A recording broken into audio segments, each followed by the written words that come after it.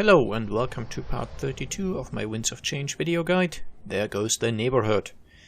This is a fairly straightforward quest where you have to save a bunch of Canthan peasants from various criminal groups that you've met throughout, well, all of Guild Wars really.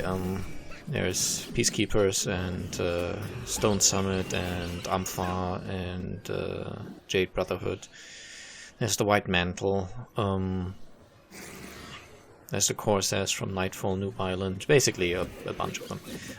The NPCs that you need to protect are not in the party menu, and they're not listed as allies.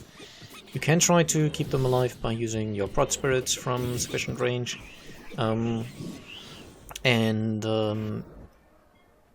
it's okay if one or two of the groups die. You just basically no more than 3 are allowed to die. So right here, these guys, they pretty much instantly exploded as I triggered the fight between the peasants and the criminals, because they just got hit by a bunch of AoE that this group happened to have. But yeah, you don't have to resign the instant you lose one group of peasants. As long as it doesn't happen too much, you're just fine. And it's just because of the enemy party compositions being so random, you can just get unlucky and have a bunch of enemies that have Spirit Drift, for example, and then if the peasants clump up, they just die in seconds. In that case, they probably didn't even last seconds. It was pretty much instant death for them.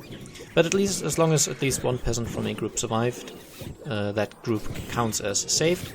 And yeah, you just have to save most of the groups.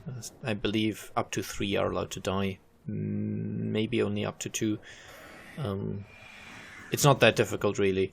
As you approach them about double aggro range, they will start attacking the peasants, and the peasants will fight back, and you then have usually got plenty of time to intervene.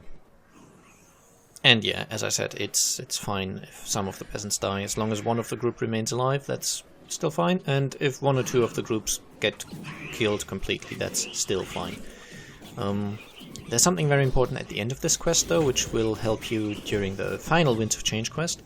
So I would suggest doing as I do. But first there's a few more groups of criminals to go through.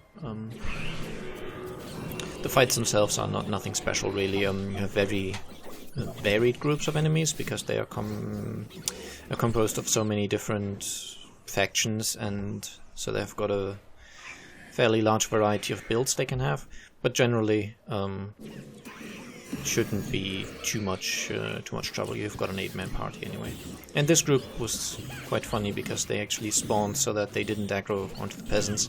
So I had a very easy time here. It's not usually the case for that to happen. And here some of the naturally spawning Amphar are apparently not allied to these criminal groups, so they actually fought the Amphar before I even triggered the peasants.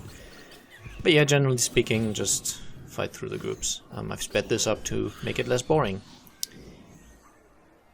And there's one final group right here. Again, choose whatever you consider the most dangerous targets and take them out.